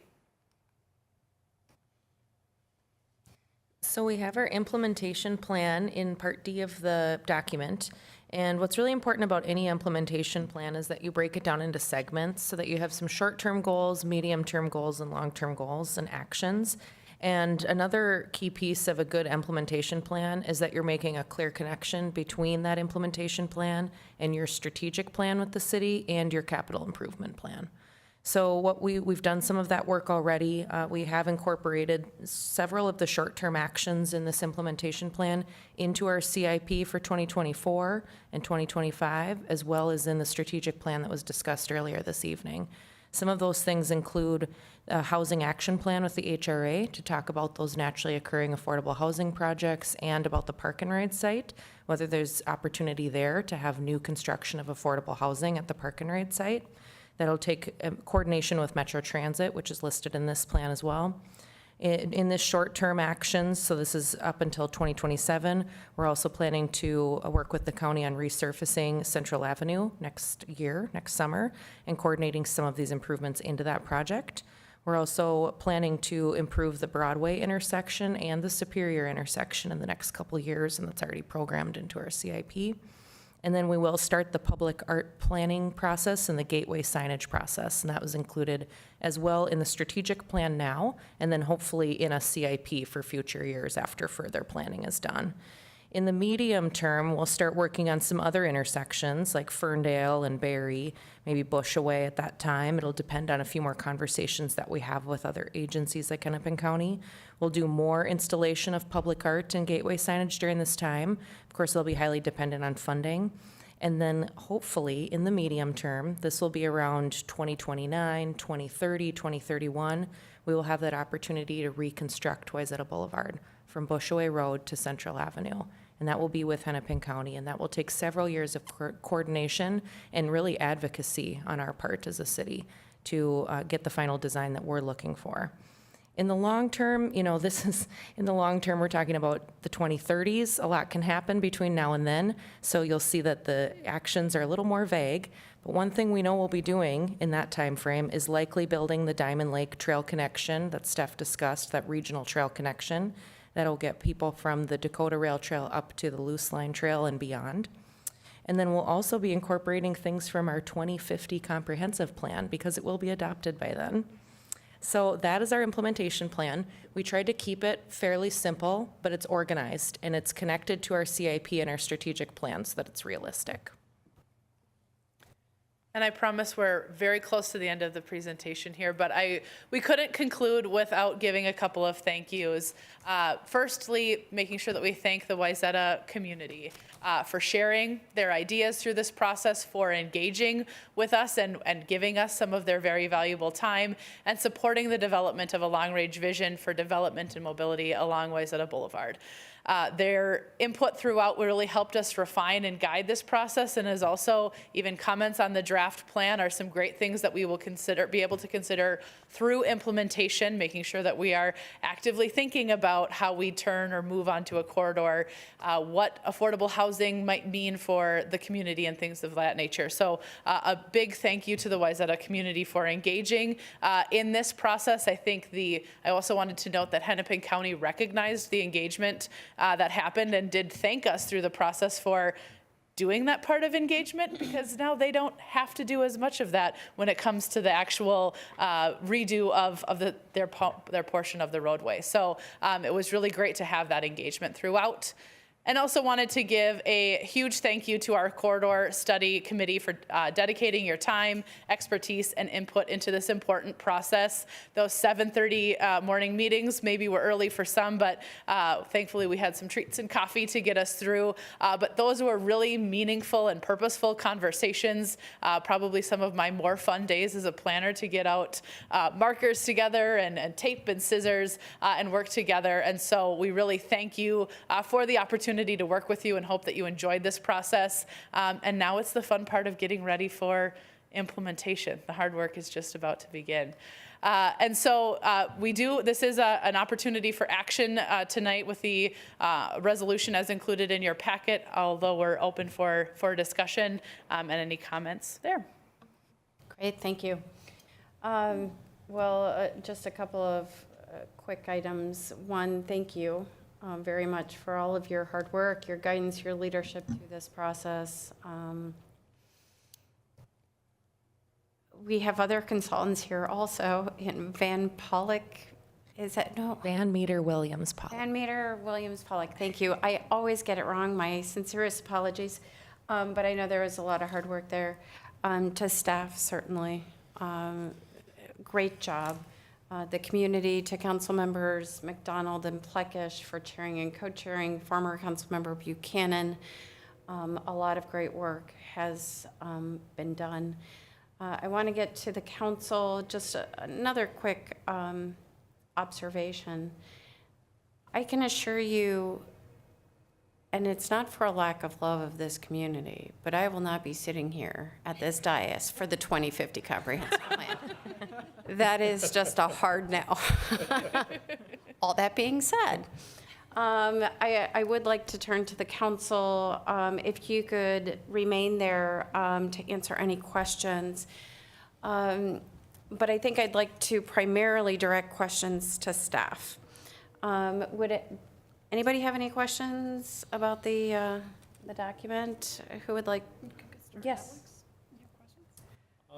Well, maybe the non-committee members? Well, Councilmember Iverson threw it my way. I Yeah, really but don't, I'm running the meeting, so. I don't have any questions because I was part of this intimately, so nothing here surprised me. Right. I did want to take this opportunity and a lot of thanks to go around, to Stephanie particularly. She did a magnificent job running this committee. In her presentations, her organization, all that, absolutely magnificent. It can't be overstated. I mean, being there on all these meetings, it can't be overstated how good a job you did. And the result of all those efforts is right here before us, so thank you very much. Yeah, well, very well said, Alex. Thank you. Questions of, yes, Kathy? I will be here in 2050. No, I won't. Let's see, how Hats old off does to that, you. how old does that put me? I mean, that could be a Well, I won't be positive thing. It enjoying means I'm still upright. Right, exactly, exactly. A big thank you as well. I do actually have a couple questions. If you could pull up the East Gateway rendering that you have. Oh, if you can remember that. Let's see here. I just have a question. It has to be in regards to the Starbucks, and I think it was an overview in the McDonald's one. There, thank you, perfect. Where I look at where the number 2 is, people coming out of Starbucks and McDonald's, will they be able to take a left in? Okay, so you got your gas station on the corner, then we have McDonald's. So if you come out of Starbucks and you take a right, they can go left or right. Okay, so it's supposed to be for traffic coming out of McDonald's only, right? So Councilmember Iverson, that's a great question and something we didn't maybe touch on enough is this is a planning level document, and so when it would come to actual design, a little bit more work would need to be done to make sure that we are putting those changes in access management in the right spots from a development perspective. But one big thing in terms of access management that we want to look at from a safety perspective is reducing those conflicts where we can. And we have some unique opportunities on that southern edge where we do actually have some connected, it's a pseudo frontage road in the sense that you can go from Starbucks to the gas station. Sometimes it's a little risky, but you could make that move where we don't have that happening in other areas from a topography standpoint. And so from looking at just from a planning level, the comparison between the gas station and the Starbucks, the decision to make sure that we had that left turn out of the gas station was just based on the property to the north as well, and that we almost have a full intersection. The fact that we have we can create left turns out of the gas or the car wash to the north as well, but then still providing that opportunity. So the McDonald's Starbucks kind of became the secondary from that standpoint. Okay, just as long as you continue to have it on your radar, it does seem to be kind of a troublesome area. And then the other concern, and I think I talked about this with you in person, is if you're heading towards 394, this is looking at the number D building, which is Chipotle and Punch. Going towards 394, you used to be able to make a left-hand turn to go right into Chipotle and Punch. Now you'll have to go through the Holiday gas station and cross that area to get to there. That's a big concern of mine. Sure. The Holiday is quite busy. There's a lot of trucks and stuff. So if you continue to put that on your radar and do just some more investigative work as to how we potentially can make that a safer traffic flow, I'd appreciate that. And then just a comment in general regarding the Colonial Square, high-intensity mixed use. I would prefer to have 4 stories taken out of the document and have the city deal with that at the time of an application versus having it in this particular document. Farther down the boulevard, I think there's potential opportunities across from Clappridge Park and the Park and Ride for more designated affordable housing. In keeping the charm of the Wayzata, I think having 3 stories in that area where the current lens is really imperative. So haven't decided yet how I'm going to vote just because of that particular issue. I think I would rather have a council at a later date come up and address that with a particular application versus having 4 stories written in this document. That's my personal opinion. Thank you. Thank you, Councilmember Iverson. So to Councilmember Iverson's concern, it elicits a couple of questions for me. I'd like, there was some mention about density versus intensity. I'd like to revisit that or get further clarification on that. And then also, could you please describe how this document is going to inform developers, future planning commissions, applicants, councils? Right? It it feels like we have a comprehensive plan, we have zoning, and all of a sudden we're layering this other piece on top of it. As a council, if this were to be approved, do we pull this document out? How does this mesh with everything else? And if we're saying one thing in one document, but then we have something different here, are we bound to this? And where I'm concerned is based on some of the statements that were made here tonight, you don't want to put some things in the document because that might inform decisions or perceptions.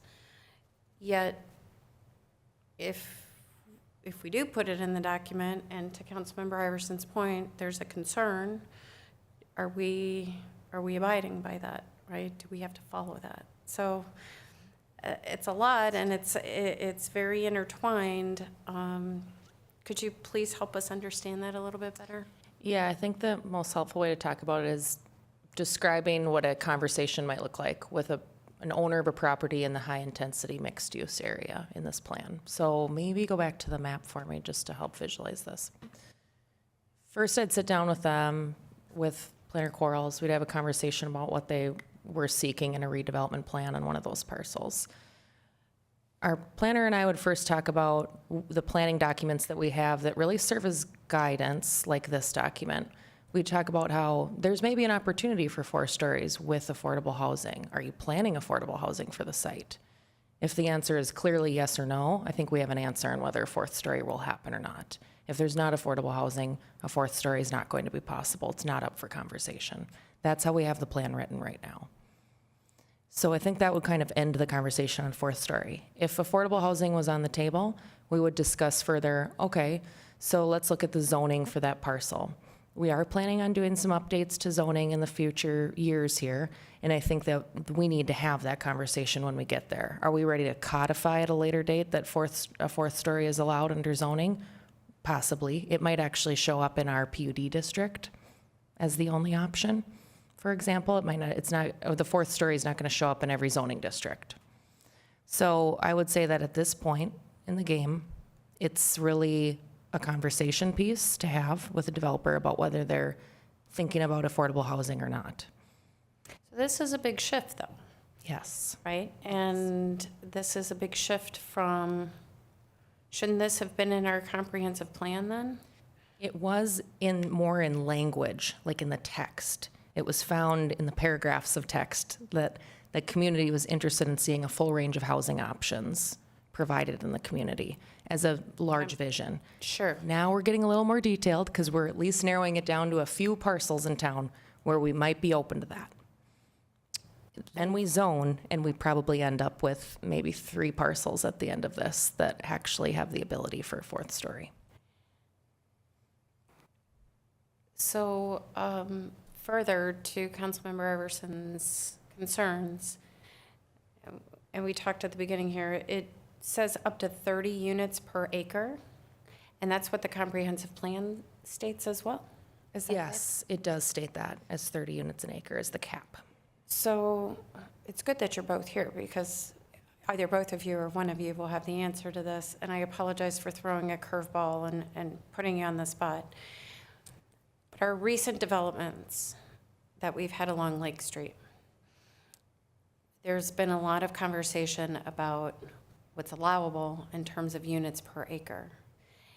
And when that comes to fruition in terms of not actual building, but application before us as a planning commission or a council, we tend to have a moment of pause. We're like, ooh, not ooh about the building, but ooh, that might be a little too intense, right? Too dense, too crammed.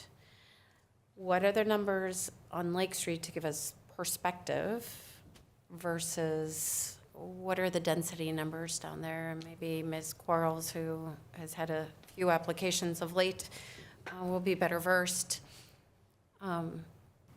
Again, I apologize for putting anybody on the spot if you don't know the information off the top of your head. No, it's okay. And Lake Street is an interesting example specifically because we've got a lot of really large units on Lake Street. If you remember some of the plans you've reviewed recently, particularly like 201 Lake Street is a great example of a building that's got a lot of like multi-bedroom units. So the actual density numbers on Lake Street for multifamily buildings and mixed-use buildings end up fairly low. And a big part of that is because there aren't as many units per acre because they're larger. So a lot of the regulation that we see in terms of how that building actually feels when you're on the street are going to be much more related to those setbacks, that height, and our design standards, as opposed to the actual density of the building itself. What do we call for down on Lake Street? Units per acre? Do we cap at 20, I think? We had 20 to 30 units an acre. 20. So 20 to 30. Yeah, okay. I would also, the high intensity makes me nervous as well. I mean, it's already a congested area. And bringing more, you know, we're talking about slowing traffic down, narrowing things up. We've done that on Lake Street. We've seen kind of the push and pull there. And then proposing higher intensity use. I'm assuming that means a higher traffic count. And I mean, we already hear about, the traffic.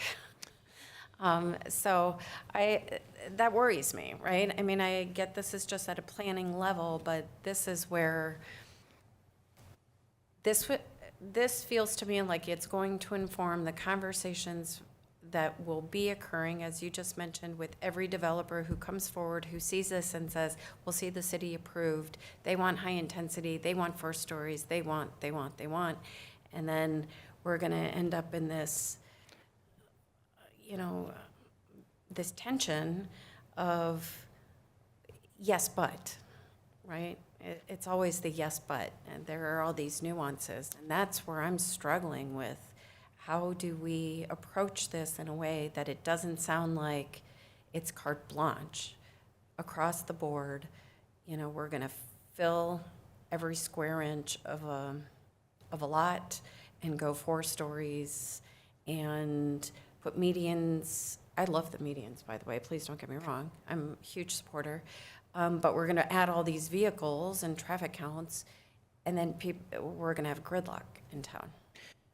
Madam Mayor, just one note to kind of connect this to the comprehensive plan as well. So while the names are a little different and that high intensity is makes your eyebrows raise a little bit, there are no changes in the density that's allowed, which translates then to the number of traffics from what we analyzed in the comprehensive plan. So part of that process was a very detailed, we're required for the Metropolitan Council to update our volumes for traffic for residential and employment. And so we did, in that future year or 2040 build out, we had assumed that that growth had happened at that 10 to 30 units per acre in all of the mixed use that's across this corridor. So I'll try to stay out of the weeds, but getting into the weeds a little bit, like the auto-oriented, we've essentially said that though it's in as mixed use in the comp plan, the likelihood of us introducing residential uses in that purple is pretty low based on what we see around there. So technically speaking, we in the 2040 comp plan said that there might be more traffic on that end than would actually be seen with the recommendations of this plan. But to that being said as well, the areas in orange or red from the analysis that was done as part of the comprehensive plan and what the region Met Council is using as a traffic modeling standpoint, we already assumed that same growth as identified in this plan. So we haven't increased that intensity anywhere. The piece that I will say is that, yes, that growth, regardless of how the growth that's projected for the community, regardless of where it's happening, is going to be additional volumes on the roadway. And so that was part of the reason why for the Wayzata Boulevard portion, we didn't reduce us down to 1 lane in each direction. We wanted to maintain those 2 through lanes to keep people moving. The other advantageous part that we have here is an emphasis on that bicycle and pedestrian connection as well, in the hopes that we are changing the ability of how people can move around. Can I now, even if uses didn't change, that if I'm in the apartments that are north of Colonial Square, can I walk to Punch Pizza, or I feel comfortable walking to Punch Pizza where I no longer have to get in my car and drive because that was the only way that I felt comfortable. So I think there's a hope in also providing some of those facilities that we can influence modal behavior as well, that people move differently and always aren't so independent or dependent on their vehicles as well. I appreciate the optimism on that. I- I don't. Unfortunately, I think many of our residents being so rushed to where they're going and businesses, don't take the time to enjoy the walking as much as we can. And in some places, it's difficult, which is why we're here tonight. Mayor, can I just add one more comment when you're done? In a moment, yes.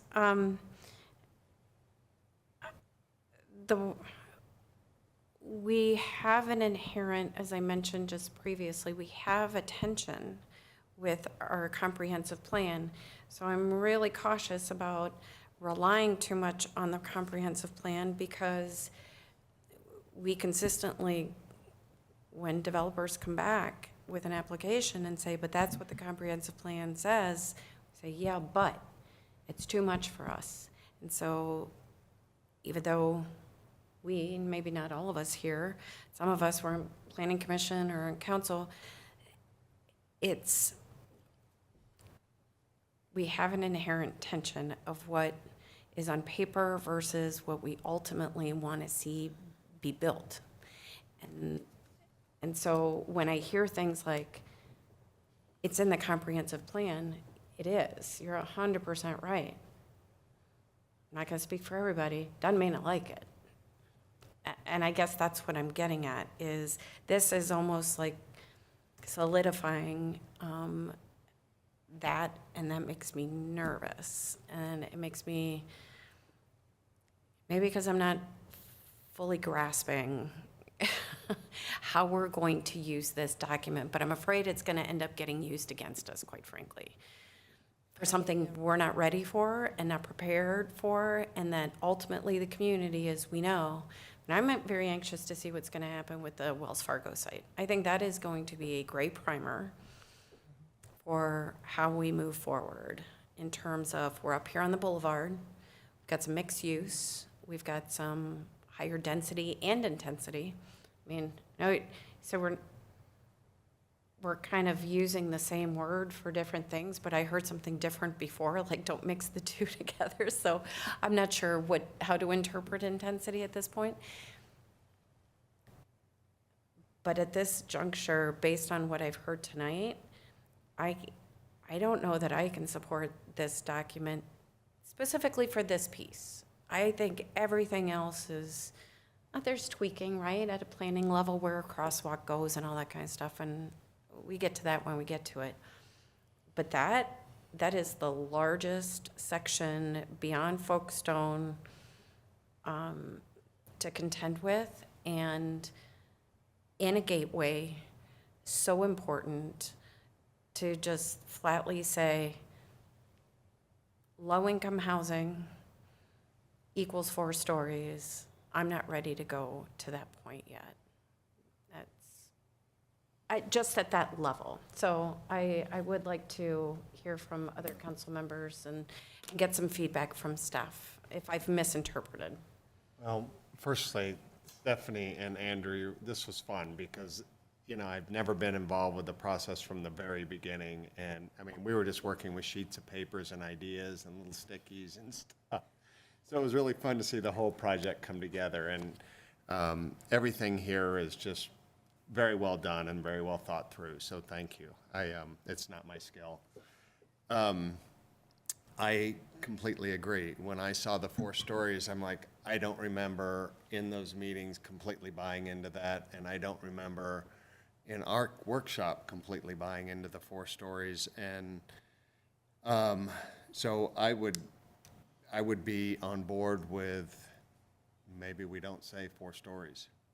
It can be a PUD, it can come up later as a 4-story option, but I would also hate to drive out our grocery store too. I mean, we have, what's Wayzata gonna do without their Lunds and Byerlys, even though we pay a lot there, it's certainly convenient. And if we make this, too good of a development site, we might end up without a grocery store. So, I agree, so.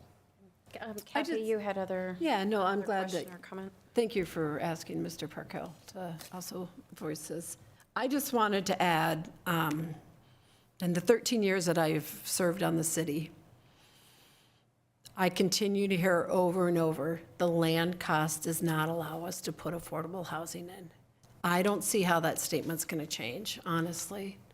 I think we as a city, and we have a tremendous HRA, can find other locations within our city that can fulfill that need. We've got a lot, and you kind of showed those in the red in the document tonight, where there's already low-income housing in Wayzata. But I think we could put it off of this prime space. So I can't get behind the 4-story. And I also appreciate the fact, Mayor, that you did state it's confusing for a developer because what is our guiding document? And when it is written, then it puts the city in a predicament, potentially legally, to say, well, it's in your document. We're going to give you affordable housing, but then something comes up and they have to nick on it. I mean, I just don't want to put us in that situation. And as a member of the council who won't be here when that comes up, I feel it's my job to protect some of the, we've talked about this tonight, and I didn't want to use the word charming because a lot of people feel that what's happened to that? And could we use a different word? And by adding a four-story buildings, boy, that really jeopardizes that word. So I'm going to do what I can to protect Wayzata and the small town feel that it has. Thank you, Kathy. Council members McDonald or Pleckish, you're both on the Yeah, thanks. Minnie-Ann? Thanks to everyone. We all worked really hard, and to be quite frank, I'm disappointed with the discussion right now. If not this site, where? And we do hear from the community that we want a more diverse array of housing options and people who have young families or young professionals or just can't afford to live here. And I just think that by not allowing this opportunity for an affordable housing, I think we're doing a disservice. I also think traffic getting onto Highway 12, it will change behaviors and habits, and I think we'll manage. I also think there's a few things that staff could clarify, what the difference between affordable and low income. Those are being thrown about. And then also, the other question is, if we do designate this differently, but this council doesn't say, there's a caveat of affordable housing, what does that, then do we have no guardrails for the future? And we're, Councilmember Iverson suggested that maybe we find a different site, or someone else may find a different site. I feel like we just spent the year and a half looking for the right site and the right opportunities and found very minimal. And I think I'm disappointed that that there's not a lot of support for something I think the community really asks for a lot, which is affordable housing. So if you guys could clarify those two things for me, that would be really appreciated. And let me know if you missed what those two things were. I'd be happy to repeat them.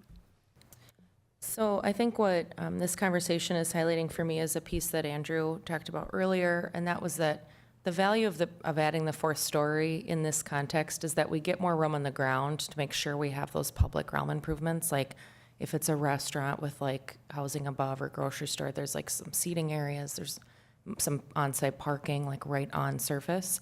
So that's the trade-off, because we're not adding more units. We're really just changing the configuration of the site and what it looks like. In essence, we're just allowing to build a little bit up so we have more room on the ground to work with. That's really the trade-off that's being discussed in this plan right now. The definition of affordable housing can get complicated really quickly because it's all about housing policy at the regional level. but generally affordable housing is defined as you as an individual or family paying 30% of your income. So we generally would look at, well, what do most people make in this area? What's affordable to most people? What's 30% of most people's income? But does that make us bound with a developer for an extended period of time? And so this is, I see the city attorney has some input here, but I mean, when I think about affordable housing, I'm thinking about, you know, someone who's below a certain annual income that we are providing tax credits as a city, that we're providing, but those are affordable housing programs. And so, you know, if we don't have things that stopgap measures in place for a developer who says, oh yeah, I'm gonna put in half of my units to be quote unquote affordable, a year later being able to turn that around. We're going down a rabbit hole here, but I guess at the end of the day, we have a document that's saying, you know, 4 stories and we have seen this time and time again where a developer says, we have documents to say this, and then it comes before us, we're like, it doesn't work for us. We've said it worked for us, but then when pen goes to paper, we're like, I mean, you guys, I'm sure, have a dozen examples within the last 4 years of where we have done that, and we've done it every time, and I'm concerned that we're doing the same things to ourselves by putting pen to paper in this fashion. City Manager? Thank you, Madam Mayor. I was just going to add on, I would argue that no matter what, we're still going to get developers that argue against the comp plan or whatever it is, whatever angle, in order to, you know, persuade the council to vote in favor of their project, no matter what we do here. I would also argue that this plan gives us more detail, gives developers more detail, so there isn't that gray area of what does the city want. But it's making the assumption that the city wants 4 stories, and we, time and time and time again, throughout the city, have fought to not have 4 stories, and that is what I'm concerned about. We have had council chambers full of people who do not want 4 stories. We have voted down more projects at 40 feet. You know, I mean, we don't give variances because we didn't want the height, we didn't want the density. We just looked at a office building that our comp plan said we want over by the street. Now we've decided we don't want it by the street, and it feels too tall, and that's not even nearly 4 stories. So we've done this to ourselves, and that's what I'm trying to avoid here, is doing it again. And that's my biggest concern. If I may. Absolutely. Comparing the one building that doesn't work with, or it didn't meet our expectations, but it met the expectations of our guidance, was, I think this plan and what we're proposing here, or what we're suggesting as a committee, is to avoid that. I think Director Gellner put it very well, that if you pull the density in and go up slightly, you leave more of that streetscape, more of that green space, more of that communal right-of-ways, and I would argue, again, I find that more charming. I mean, for something that you and I had in common not too long ago was the 1030 Lake Street East proposal, which was, do you want 2 gigantic houses, or do you want 3 smaller ones where you would see the lake in between? You and I were voted down. We didn't convince our council members of that. But to me, that's a kind of a similar way of thinking about it, in terms of, granted that's residential, this is a much different use, but you know, if you put the that larger 4-story towards the back or near the big woods or near the medical building, it won't be so imposing as it is with that building across the street. And I do think there is still some confusion on what this body and this group means by affordable housing. The way you described it, that I think it was more of that like Section 8, if I'm using that term correctly. This is just to have people be able, 30% of their income going towards housing. At our annual or our mean income is $95,000. It's not like this is, $300 apartments or, And so maybe to that point, we need some clarity. If we're tying density and height to a prerequisite, what does that prerequisite entail? That would give me a level of comfort, because affordable housing does have a very clearly defined, it's very clearly defined terminology. And I guess my point is, if I, as a city council member, or as we as a body, right, support something that we wouldn't otherwise support, i.e. a 4th story, in return for affordable housing to be defined by this body or general terms, I want to hold that developer's feet to the fire, and that this isn't something you're going to spin around a year later once that first year's lease is over and suddenly skyrocket rents, right? And so those are the types of things that I need to better understand. If I'm willing to compromise, if we as a city are willing to compromise for something that is good and that the community's asked for, what is our stopgap measure to ensure that whoever we're making that compromise for is being held to that? And for me to be able to feel comfortable with that piece, and really this is the only piece, everything else, and there are a lot of pieces to this. This is the one that I'm most concerned with. City Attorney. Yeah, Madam Mayor, I don't know if this will be helpful to what you're talking about, but I think staff and our consultants made clear that the idea of that 4th story would be tied to those parameters that you've outlined, would be tied to affordable housing, and would result in more open space on the ground. And I think that's what's called for in this plan. I think that's what's been articulated. And I want to clarify that this plan is not zoning. It's not our comprehensive plan. It's not legally binding on a developer yet. It's meant to be a guide for staff and the city moving forward.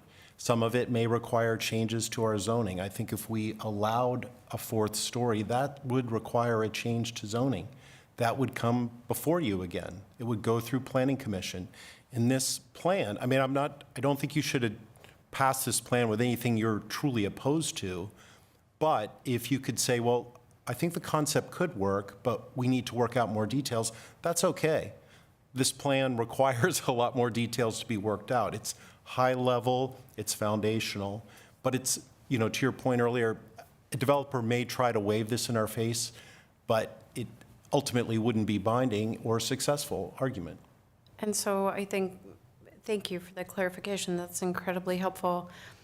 And I think where alarm bells went off for me is when I was hearing about putting things in the document or not, because that might pique interest, or I heard leverage, right? Through conversation or through negotiations with a property owner. Hey, look what the city's intending to do. And so then that, to me, that it has some cachet to it, right? I mean, it has some weight. Councilmember Plekish? Yeah, just a couple of observations. It seems to me that the two things that people have some reticence about here are the fact that there's a 4th story and affordable housing. It's been also call low income here, but that, they're not the same thing. No, I'm very. So just want to make sure that it's clear. Affordable housing is not the same. And I don't think as low income. anybody's opposed to affordable housing. I think I was we're, going to make the point that I think this community and this council aspirationally would like to see more affordable housing in the community, however that gets played out.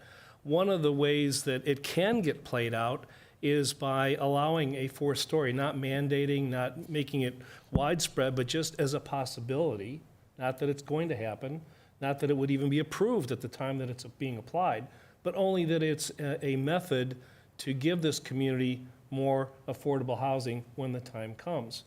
And it's not as if this entire parcel would be 4 stories, far from it.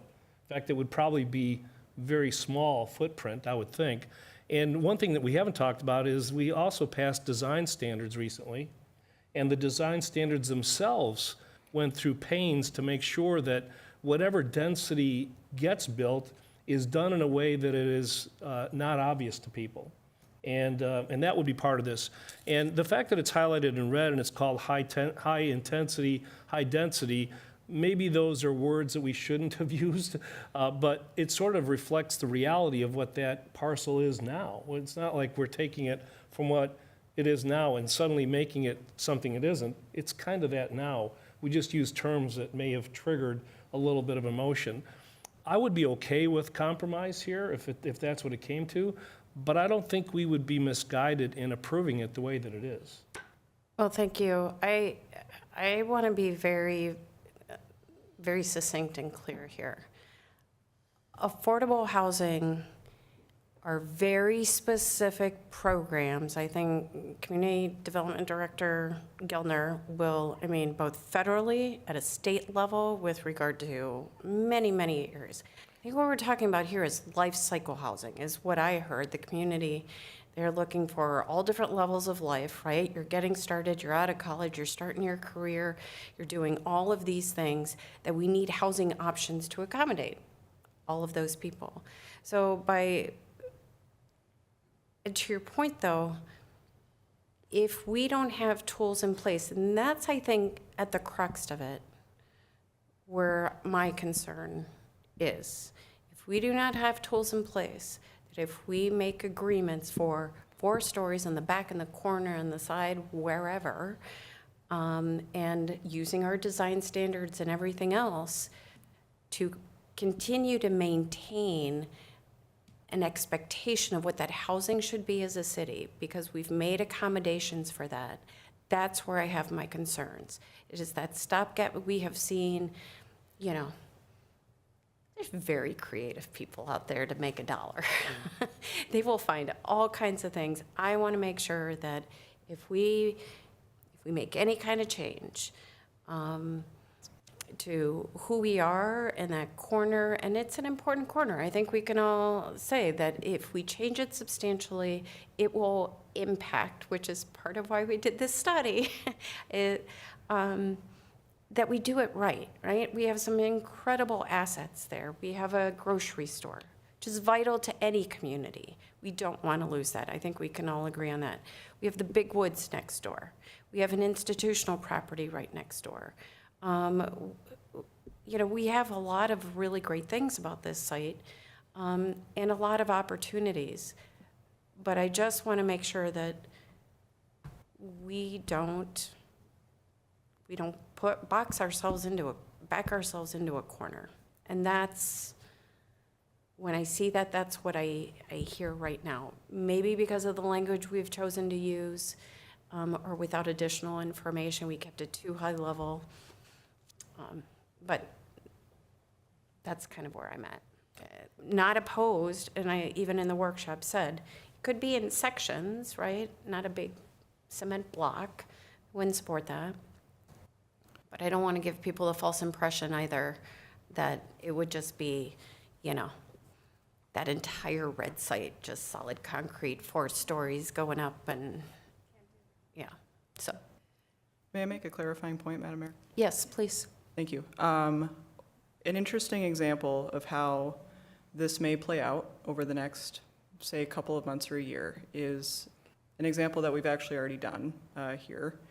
And it's that when we did our big zoning code revision last summer, one of the things we included was a couple of pieces of language within our R5 zoning district, which is our high-density residential district, about if you included certain items within your development, you could potentially get some additional density.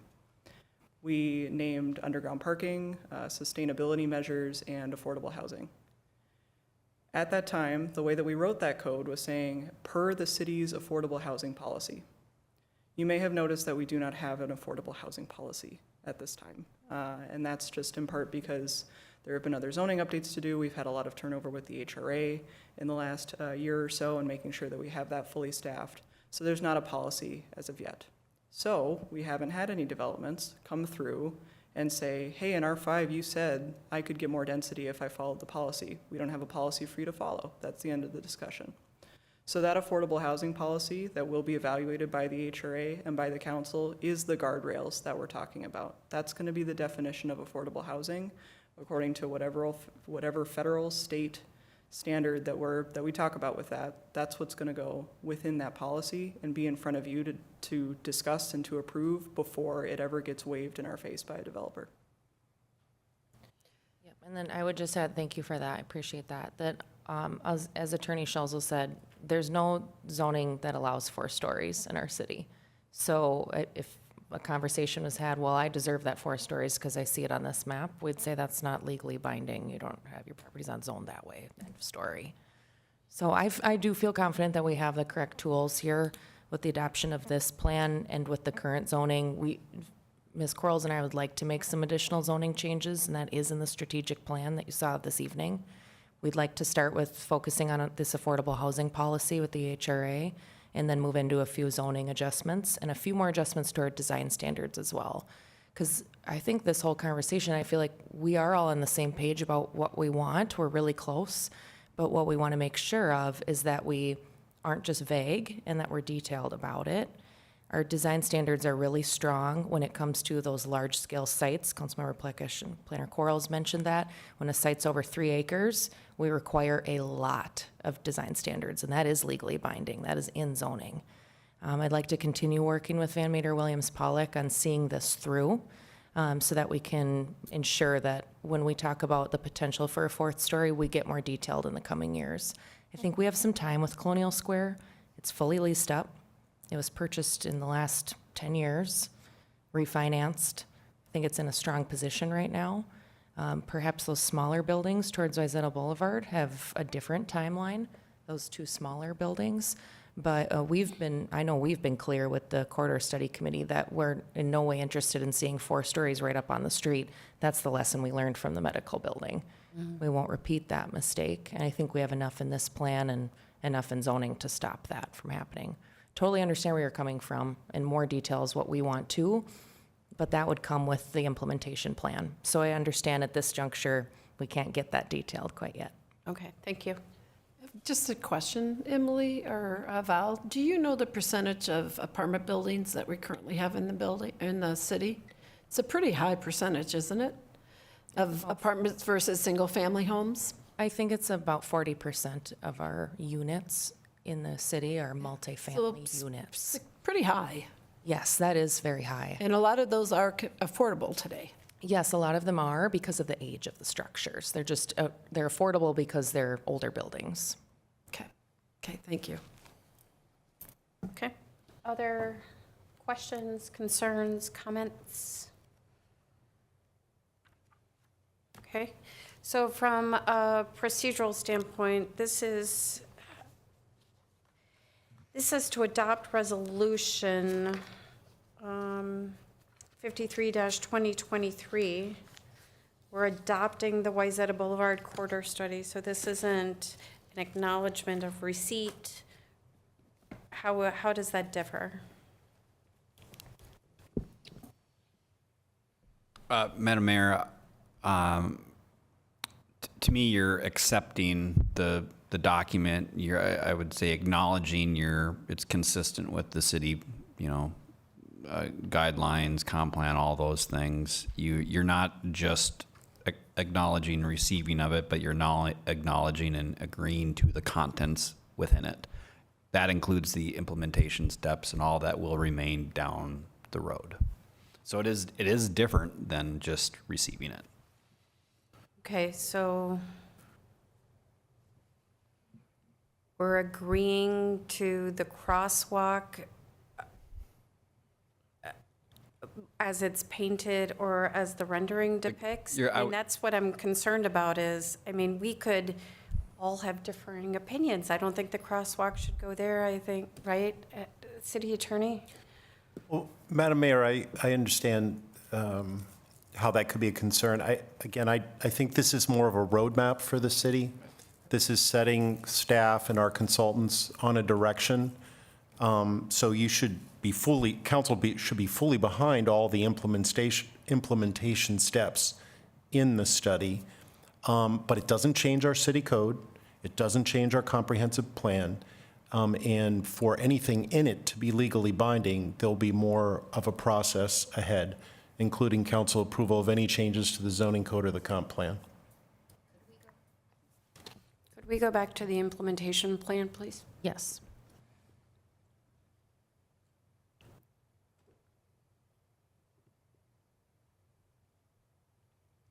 Here's the short-term actions. I think we have medium-range actions and then long-range, so I can stop on the short-term. So we're in essence, we're voting, approving this implementation plan. Yes, Madam Mayor. In some ways, this is, you know how sometimes you'll have a council action that directs staff to prepare a planning report and recommendation. If you're on the planning commission or council, go back and revise that resolution, or we want you headed in this direction. I mean, land use policy and regulatory updates, you'll see those updates. They'll come to you and you'll be able to review the details. But this would say staff go in that direction. Go forward with this plan. Okay, very good. Thank you. Yeah, I think I would just further add that with the adoption of this plan, it just allows me to continue working with the city manager on incorporating these actions into our capital improvement plan and our strategic plan, and then eventually legally binding documents like city code, zoning code. Okay, very good. Well, seeing that no one else has any comments or questions, would someone care to make a motion to adopt Resolution 53-2023, adopting the Wayzata Boulevard Corridor Study? Madam Mayor, I'll make that motion.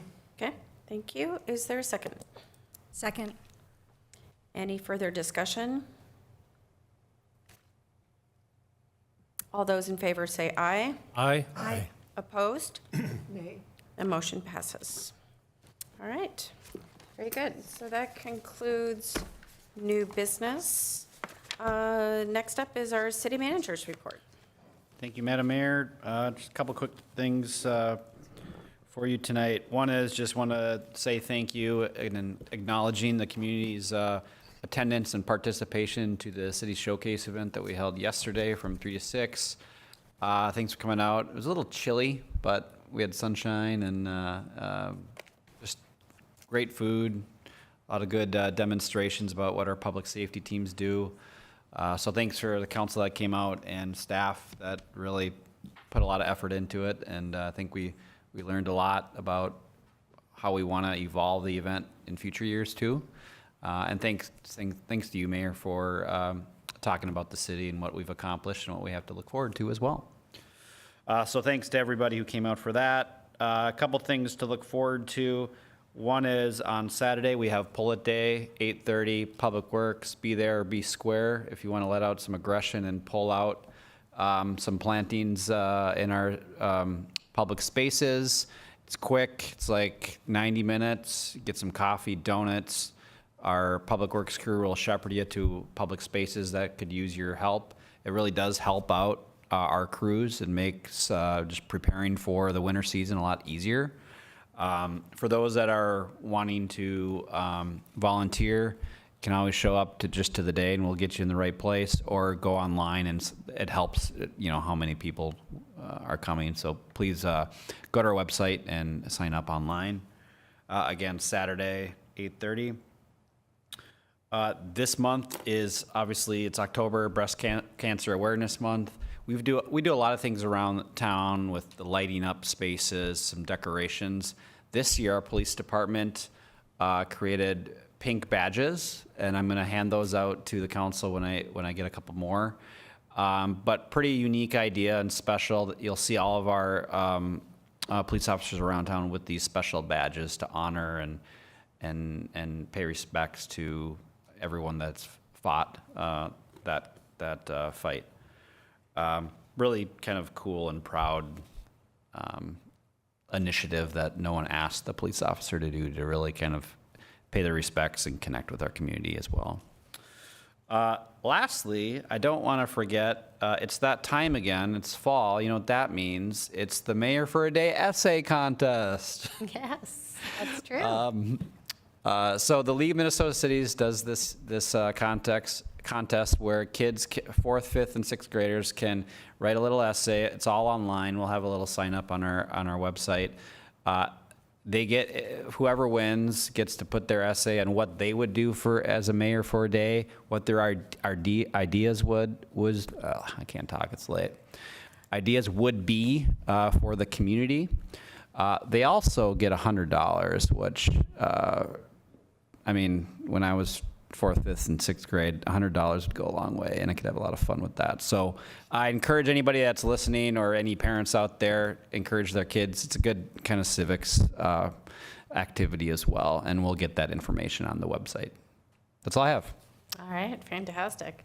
Well, and a huge shout out to Public Works also for lighting up the lights for breast cancer awareness, or lighting up the trees with the pink lights for Breast Cancer Awareness Month. So thank you for that. Other than that, yeah, the event last night was great. We had a good turnout. We have a few pending essays. Certainly some young attendees that were interested in submitting their essays. And maybe we'll do something special if that winner is a resident of Wayzata and wins. You told them only about the good stuff with your job, right? Yeah. We don't want to scare them off. Of course. I don't want to scare them off. I want to encourage them to do their civic duty when they get older. No. So, well, thank you very much. No, that's great. Anything else from the council? No? All right. Well, then, would someone care to make a motion to adjourn? So moved, Madam Mayor. Thank you. And a second?